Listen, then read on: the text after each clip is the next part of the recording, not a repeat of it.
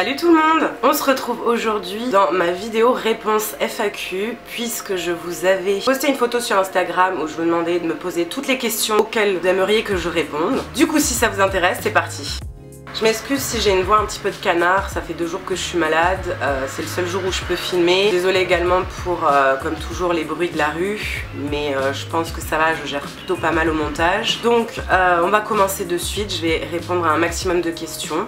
Alors, c'est parti. Donc, Acide Action me demande: coucou, comment te vois-tu dans 5 ans? Voyage pro, et est-ce que tu penses faire des projets artistiques en dehors du make-up, ou sinon es-tu attiré par d'autres champs artistiques sans forcément faire des projets? En tout cas, continue, bisous. Merci pour tes questions, bisous. Alors, moi je me vois dans 5 ans, j'espère professionnellement très bien, j'espère que j'aurai bien évolué. Après, où, quoi, comment, je sais pas. Peut-être que je serai toujours ici, je sais pas du tout. Pro, j'ai répondu. Voyage, j'espère avoir visité plusieurs pays d'ici là. Projet artistique en dehors du make-up, pour l'instant non, pas spécialement. Et en champ artistique qui m'attire hors le make-up, j'aime beaucoup dessiner, même si là ça fait plusieurs mois que j'ai pas dessiné. Je vous avais d'ailleurs montré quelques dessins que j'avais dû faire pour mes cours cette année sur mon Instagram, donc ils y sont toujours si vous voulez aller voir. Léa Petite Licorne me demande: enfant, tu voulais faire quoi comme travail? Là j'en ai eu pas mal, j'ai voulu faire le même métier. Je savais pas qu'il était journaliste petite, vous savez on comprend pas toutes les branches de métier, on les connaît pas toutes, mais petite j'étais très fan de l'émission Choya avec Nicolas Hulot, et en fait je voulais faire pareil que lui. Je trouvais ça génial de pouvoir aller dans des pays, dans des endroits pas touristiques en fait, vraiment pas trop visités de l'homme. Bon, j'ai voulu être chanteuse, dans la musique, j'ai toujours aimé chanter même si je chante comme une casserole. Josie Su, excuse-moi si je le dis mal, me demande: je voulais savoir si ton adaptation à la vie anglaise, entre guillemets, n'a pas été trop dure et si ta famille ne te manque pas trop. Bisous, bisous à toi. Non, ça va. Je suis quelqu'un qui s'adapte très vite, surtout si c'est un pays que j'aime de base. J'adapte généralement facilement. Après, à voir dans le temps, parce que là, c'est tout frais, c'est tout beau. Mais pour l'instant, si, ça va. Je pense qu'il faut s'adapter à certaines choses qu'on n'a pas ici, qui sont en France, des choses qu'on ne connaît pas. Si ma famille me manque, ma petite maman me manque, mon frère me manque, mais après mon frère je le vois pas de base très souvent parce qu'il habite en Suisse, donc on va dire que je suis habituée à pas trop le voir. Mes chiens me manquent énormément aussi, donc voilà, j'espère que fin janvier je pourrai aller voir ma petite maman, ne serait-ce que 3 jours avec mes petits chiens. Anna Sweet Dreams: hey, je me suis toujours demandé pourquoi bip censure. Alors je sais pas si je l'avais pas déjà expliqué dans une ancienne FAQ, je sais que je l'ai déjà expliqué en live mais je vais le redire. Comment vous aurez votre réponse? En fait, bip censure c'est un pseudo que j'avais hors YouTube à la base. Et quand j'ai créé mon compte YouTube, c'était pas pour faire des vidéos, donc j'avais ce pseudo et en fait je l'ai gardé en créant ma chaîne. Rien à voir avec YouTube, c'était un pseudo pour moi à l'époque. Et en fait, bip censure c'est pour le son de la censure à la télé. Vous savez, quand il y a un gros mot et qu'on le dit pas, on met bip et voilà, c'est de la censure. Et le X c'est parce que c'est esthétique, je trouve que c'est plus joli avec un X au milieu que le bip et le censure accroché. Charlène Dutte, coucou Charlène, me demande: quel est le produit make-up dont tu ne pourrais pas te passer? La couleur de cheveux que tu préfères? As-tu proposé des make-up d'Halloween? Des bisous de Lyon ma belle. Gros bisous Charlène. Le produit dont je ne pourrais pas me passer, sur moi, dont je pourrais pas me passer parce que j'adore et je trouve que ça fait une énorme différence plus que le reste, je dirais que c'est le mascara. La couleur de cheveux que je préfère, alors il y en a 3 que j'aime beaucoup sur moi, dur de choisir. J'adore le bleu, peu importe le bleu, ça peut être le bleu marine, ça peut être du turquoise, du bleu pastel. J'adore le gris aussi, généralement j'aime beaucoup les gris moyens sur moi, et le blanc. Pour les make-up d'Halloween, je pense pas, ou alors je fais en mode un make-up d'Halloween de dernière minute qui sera hyper simple, qui sera pas forcément très gore ou très machin, je sais pas. Je ferai peut-être un sondage sur Instagram, mais j'ai pas le matos qu'il faut en fait. Je suis habituée en plus à travailler avec certaines marques et je ne sais pas où les trouver ici. De toute façon il y a toujours mes make-up d'Halloween de l'an dernier. Alors je vais pas prononcer son pseudo parce que j'arriverai jamais, mais mon coiffeur me demande, mon Mika: je vais savoir si je vais rester ton coiffeur attitré pour les temps de crise capillaire. Bien sûr,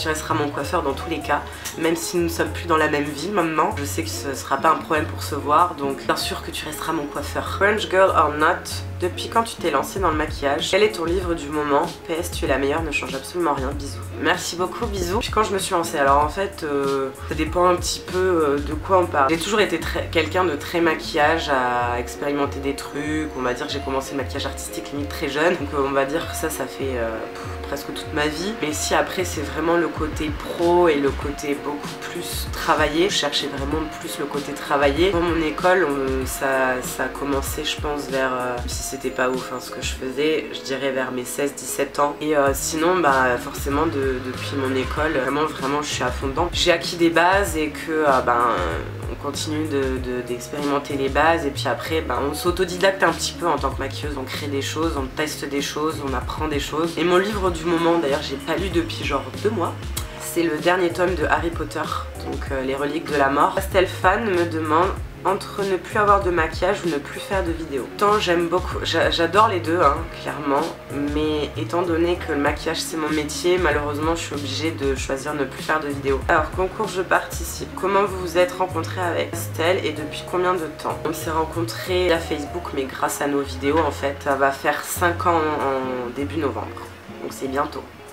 Ça passe trop vite le temps. Overdose lunatique. Twinnie, moi j'avais juste une petite question niveau poil de tête. Quelle a été la couleur que tu as préféré porter jusqu'à aujourd'hui? Du coup j'ai répondu que il y en a 3. Le bleu, peu importe les bleus, le gris et le blanc. Elisa D. Coucou Twinnie, moi je voulais savoir si tu comptais ouvrir une boîte postale un jour et penses-tu faire des meet-up avec Pastel par exemple? Des bisous ne changent pas. Merci beaucoup et des bisous. Bah c'est pas prévu du tout, surtout que maintenant je suis en Angleterre donc je sais pas trop comment ça fonctionne. C'est pas prévu. Pour les meet-up pareil, j'avais fait un meet-up, on était plusieurs youtubeurs dont il y avait Marie avec moi, c'était à la foire de Toulouse.